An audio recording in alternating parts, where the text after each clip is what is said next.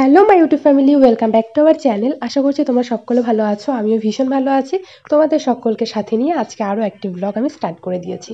তো দেখতেই পাচ্ছ এখানে ফুলকো ফুলকো লুচি আর হচ্ছে এখানটা একটা সবজি করা হয়েছে বাঁধাকপি, আলু, বেগুন, সিম সব কিছু দিয়ে। তো এটা হচ্ছে আমি ব্লগটা স্টার্ট করেছি তখন বাজে সেই দুপুর 2টো। তো তখন হচ্ছে দুপুরবেলা আজকে আমাদের খুবই পুরি খেতে ইচ্ছে করেছিল, আমাদের বলতে আমার বরের। তো ওই কারণে হচ্ছে পুরি করা হয়েছিল দুপুরবেলা। আর এদিকে হচ্ছে আমাদের আলু তোলা হচ্ছিল, মানে আলুগুলো বেচে দেওয়া হয়েছে। তো সেই আলুগুলো আর কি তোলা হচ্ছে, লেবার লাগানো হয়েছে। তো আমি একটু দেখতে গেছিলাম আর এদিকে আমার হচ্ছে একটা পার্সেলও চলে এসেছে। তো ভাবলাম তোমাদের সঙ্গে চলো পার্সেলটা শেয়ার করি। তো আজকের ব্লগটা তোমাদেরকে তো বললামই, আমি হচ্ছে দুপুর 2টোর থেকে স্টার্ট করেছি। তো দুপুরে 2টোর আগে একটা ব্লগ আমি শেষ করেছিলাম, তারপর আবার সেখান থেকে একটা ব্লগ স্টার্ট করেছি। দেখি আজকে কতদূর কি শেয়ার করতে পারি। তারপর কালকে সকালবেলা মানে দুদিনের ব্লগ একসঙ্গেই তোমাদের সঙ্গে আমি শেয়ার করব। তো এই পার্সেলটা আমি হচ্ছে মিশো থেকে অর্ডার করেছি। এখানে হচ্ছে একটা বেড কাভার আছে, মানে বেডশিট আছে, তার সঙ্গে হচ্ছে পিলো কাভার, সব কিছুই আছে। আর দেখতেই পাচ্ছ কত সুন্দর, আর দামটাও অনেকটা কম। সেই কম রেঞ্জের মধ্যে এত সুন্দর যে আসবে বেড কাভারটা, সত্যি আমি ভাবতে পারিনি। তো চলো তোমাদেরকে ভালোভাবে খুলে দেখাই। আর তোমরা হয়তো শর্ট ভিডিওতে দেখেও ফেলেছো, আমি একটা রিলসে ছেড়েছি। তো এই যে বেড কাভারটা খুবই সুন্দর এসেছে, তো ভাবলাম যে তুলেই রাখবো। তারপর ভাবলাম তুলে রেখে লাভ কি, ভালো ভালো জিনিসগুলো ব্যবহার করাই উচিত। আমরা বাড়িতে থাকি বলে কি আমরা নতুন জিনিস ব্যবহার করব না? তো তারপর আমি বেড কাভারটা লাগিয়েই ফেললাম। আর দেখো কতটা সুন্দর লাগছে। তো আমার না এরকম ছোট ছোট দুটো বালিশের খুব শখ ছিল, অনেকদিন ধরেই নিতে চাই কিন্তু নেওয়া হচ্ছিল না। তো মিশোতে দেখে আমার মনে হলো যে না, নিয়েই নেই, আর প্রাইসটা অনেকটাই কম আছে, তাই একটু নিয়ে নিলাম। তো তারপর সেদিন আমি আর কোনো রকম ভিডিও করতে পারিনি। সকালবেলা ঘুম থেকে উঠে আবার তোমাদের সঙ্গে দেখা হচ্ছে। তো এই যে আমি হচ্ছে এখন বিছানাটা গুছিয়ে নিচ্ছি। আর তোমরা দেখেছোই কালকে আমি বিছানার চাদরটা যেহেতু চেঞ্জ করেছি, তো আজকে আর তুলে ঝাড়লাম না, কারণ বিকেলের দিকেই যেহেতু বেড কাভারটা চেঞ্জ করেছে, তাই একটু মানে বিছানাটা সুন্দরভাবে গুছিয়ে একটু ঝাড়ু দিয়েই ঝেড়ে দিলাম। আর বেড কাভারটা কতটা সুন্দর লাগছে, খুবই সুন্দর লাগছে। আর এই যে সোফার উপর আমার কিছু জামা কাপড় ছিল, মানে ডক্টর দেখাতে গেছিলাম, তো সেই জামাগুলো আমি ধুয়ে দিয়েছিলাম। আসলে বাইরে গেলে না সেই জামা কাপড়গুলো কেচে তারপরেই আমি পরি। তো সেই জামাগুলো শুকিয়ে গেছে, তো আমি সেগুলো আর কি ভাঁজ করে রাখছি এখন। এখানে হচ্ছে দুদিনের জামা আছে। একদিন হচ্ছে আমি চেক আপ করাতে গেছিলাম, মানে ইউএসজি রিপোর্ট করাতে গেছিলাম, আর একদিন ডক্টর দেখাতে গেছিলাম। তো দুদিনের ড্রেসই আমি ধুয়ে দিয়েছিলাম, কিন্তু মানে ভাঁজ করে যে আলমারিতে রাখবো সেটা আর হয়ে ওঠেনি। তো তাই ভাঁজ করলাম, আর সঙ্গে বাড়িতে পরা কিছু আমার নাইটি সেগুলোও ভাঁজ করে রাখছি। তো সকালবেলা উঠে না একটু বসে থাকলে বেশ ভালো লাগে না, বসে বসে থাকলে ভীষণ মানে অসহ্য লাগে। তো ওই কারণে আর কি কাজ করতে লেগে পড়ি, আস্তে আস্তে কাজগুলো করি, সময়টা কেটে যায়।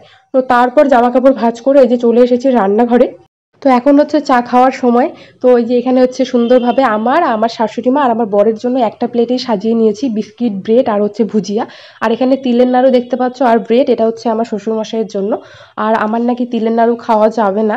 তো মা বলে প্রেগনেন্সিতে নাকি আমার শ্বশুরবাড়ির নিয়মে আর কি 9 মাস পর্যন্ত খাওয়া যায় না, 10 মাসে খাওয়া যায় মানে তিলের নাড়ু, এটা একটা নিয়ম আছে কি জানি না। তো ওই কারণে আমাকে মা খেতে দেয়নি, তাই আমি খাচ্ছিও না। তো চা খাওয়া দাওয়া আমাদের কমপ্লিট হয়ে গেছে। তারপরে যে চলে এসেছি বাসনগুলো মাজতে চায়ের। আর আজকে না আমি ধীরে ধীরে মানে সারাদিনে অনেক কাজ করেছি। মানে প্রায় হচ্ছে 2 মাস পর মনে হয় আমি সংসারের কাজ আজকে করেছি। মানে 2 মাস পর। মানে প্রতিদিন কি করি, ঘরটা গুছোই, তারপর হচ্ছে ঘর ঝাড় দিই। আর রান্নাটা তো মাই করে, যখন মা রান্না করে না আর কি, পুজো দেয়, তখন আমি একটু মাকে রান্না করে দিই। কিন্তু বেশিরভাগ মা আমাকে গুছিয়ে গাছিয়ে দেয় আর কি, সবজি কেটে বেছে অর্ধেক রান্না করে তারপরেই কিন্তু মা হচ্ছে পুজো দিতে যায় আর কি। তো 2 মাস পরে আজকে একটু কাজ করছি, কারণ ঘর দুয়ার নোংরা হয়ে যাচ্ছে না, ভালোও লাগছে না। তো এই যে ডাইনিং টেবিলটা অনেকদিন ধরে ধুলো পড়ে যায়, মানে যেহেতু কাচের আর কালো কালারের, একটু ধুলো পড়লেই না কিরকম দেখা যায়। তো বেশ কয়েকদিন ধরেই আর কি একটু সার্ফের জল দিয়ে আর কি পরিষ্কার করা হয় না, তাই আমি একটু সার্ফ নিয়ে একটু মানে ঘষে ঘষে পরিষ্কার করে নিচ্ছি। কারণ সবসময় তো টেবিলে খাওয়া দাওয়া করা হয় না, কীরকম জানি হয়ে যায়। তো তাই জন্য একটু পরিষ্কার করে নিচ্ছি, তারপর হচ্ছে মানে ভেজা একটা কাপড় দিয়ে সুন্দরভাবে মুছে নিচ্ছি আর কি। আমাদের না ডাইনিং টেবিলটা আমার আর কি খুবই ভালো লাগে বিশেষ করে। আর যেই জায়গায় আর কি ডাইনিং টেবিলটা সেট করা হয়েছে একদম পারফেক্ট হয়েছে। তো টেবিল টেবিল মুছে তারপর কিন্তু সকালের রান্নাও হয়ে গেছে, আমি কিন্তু খেয়েও নিয়েছি। তো আজকে হচ্ছে ছোটো মাছের চচ্চড়ি করা হয়েছে, আর আলু সয়াবিনের সবজি করা হয়েছে, আর হচ্ছে করলা ভাজা করা হয়েছে, মানে উচ্ছে ভাজা। তো আজকে আর তোমাদের সঙ্গে রান্নার সময় ভিডিও শেয়ার করলাম না। তারপর হচ্ছে আমি যে কালকে রাতের বেলা বেড কাভারটা চেঞ্জ করেছি, রাতে বলতে বিকেলের দিকে। তো সেই বেড কাভারটা আমি ভিজিয়ে রেখেছিলাম, তো কালকে আর ধুয়ে দিয়েছিলাম না। তো এখন হচ্ছে স্নান করব, তাই জন্য ভাবলাম যে বেড কাভারটা ধুয়েই দিই। তো আমি হচ্ছে এখন এই বেড কাভারগুলো ধুয়ে তারপর হচ্ছে রান্নাঘরে যে মশলার কৌটোগুলো আছে সেগুলোকে ভালোভাবে ধুয়ে দেবো। অনেক কয়েকদিন ধরেই আর কি মশলার কৌটোগুলোকে ধোয়া হয় না, তো ভীষণ তেল চিপচিপে হয়ে গেছে।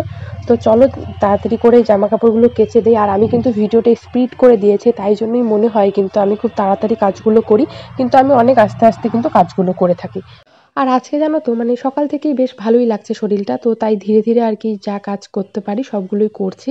আর বাড়িতে হচ্ছে এটা পরিষ্কার করতে লাগবে, সেটা পরিষ্কার করতে লাগবে, পরিষ্কার করার বিষয়গুলো ওগুলো আমিই করে থাকি। আর এমনি মা কাজগুলো করে, কিন্তু মানে কোনো জিনিস একটা পরিষ্কার করতে হবে সেই কাজগুলো আমিই করি। তো তাই জন্য না মানে যখন দেখি জিনিসগুলো নোংরা হয়ে আছে আমার না ঠিক ভালো লাগে না, তো তাই লেগে পড়ি আর কি সেই কাজগুলো করতে। মানে ভালো লাগে না, অভ্যেস হয়ে গেছে তো সেই কাজগুলো করতে করতে। তো তাই জন্য একটু ধুলোবালি দেখলে না গা গিজগিজ করে। তো ওই যে জামা কাপড়গুলো কাচা হয়ে গেছে, এখন হচ্ছে এগুলো শুকোতে দিয়ে দিচ্ছি, তারপর যাবো রান্নাঘরে। রান্নাঘরের মশলার কৌটোগুলো ধুয়ে দিয়ে তারপর স্নান করব। স্নান করে আবার মন্দিরে যাব, তো আজকে পুজোটা আমিই দেবো, কাল থেকে আবার মাই পুজো দেবে। তো তাই জন্য আর কি সকাল সকাল কাজগুলো করছিলাম আস্তে আস্তে করে। আর ফটাফটি কাজগুলো হয়ে গেছে আমার, মানে এই 10:30 11টার মধ্যে এই কাজগুলো হয়ে গেছে। তারপরে গেছিলাম পুজো দিতে। আর পুজো দিতে একটু লেটই হয়ে গেছে। আর দেখবে পুজো দিতে একটু দেরি হলে না বেশ ভালো লাগে না, মানে ঠাকুর ঘরে গিয়ে মন বসে না। জানি না তোমাদের কার কিরকম হয়, কিন্তু আমার না বেলা হয়ে গেলে না তখন ভালো লাগে না। মানে 10টা 11টার মধ্যে যদি পুজোটা কমপ্লিট হয়ে যায় তাহলে ভালো লাগে। 10টা পার হয়ে গেলে মন্দিরে গিয়ে পুজো দিতে বসলেও তখন না মন্দিরে মনটা বসে না আর কি, তখন মনে হয় তাড়াতাড়ি পুজো দিয়ে বের হয়ে আসি। আর যদি 10টার মধ্যে পুজোটা কমপ্লিট হয়ে যায় বেশ ভালো লাগে। তো ওই কারণে হচ্ছে সকাল সকাল চা খেয়ে আমি কিন্তু বেশিরভাগই পুজো দিতে যাই। তো আজকে যে কৌটো কাটা এগুলো পরিষ্কার করছিলাম, তো তাই জন্য একটু দেরি হয়ে গেছে। তো তাই আর কি দেরি করেই পুজোটা দিয়েছি। আর আমাদের বাড়িতে রোজই পুজো দেওয়া হয়, মানে এমন কোনো দিন বাদ যায় না যে পুজো দেওয়া হয় না। তো রোজই দিতে হয়, এটা আগের থেকেই নিয়ম। আর আমাদের এই বাড়ির ঠাকুরটা 92 বছর বয়স হয়ে গেছে, তো এটা অনেক পুরনো ঠাকুর। তো 92 বছর ধরেই পুজো দেওয়া হয়, আর কখনো মানে যতই সমস্যা হোক না কেন কোনোদিনও পুজো বাদ যায়নি। তো ওই কারণেই আর কি। তো আমি এদিকে হচ্ছে কৌটো-কাউটোগুলো পরিষ্কার করছি, আর মা কিন্তু আমাকে ওইদিকে ঠাকুরঘরের কাজগুলো করে দিচ্ছে। যেরকম ঠাকুর ঘরের হচ্ছে বাসন মাজা, তারপর ফুল তোলা, এগুলো মা করে দিচ্ছে। আর আমি গিয়ে হচ্ছে ঠাকুর ঘরটা মুছে নেব। কারণ মা যেহেতু পুজো দেবে না, তো তাই জন্য ঘরটা আমিই মুছে নেব আর কি। তো এই যে মা কিন্তু চলেও এসেছে স্নান করে। তো মা ওদিকে হচ্ছে ঠাকুরের বাসনগুলো মেজে দিচ্ছে। আসলে কল পাম্প দিতে একটু কষ্ট হয়, তো এই কারণেই। তো এদিকে হচ্ছে সব রেডি হয়ে গেছে, আর দেখো কত দুর্গাজবা ফুটেছে আজকে।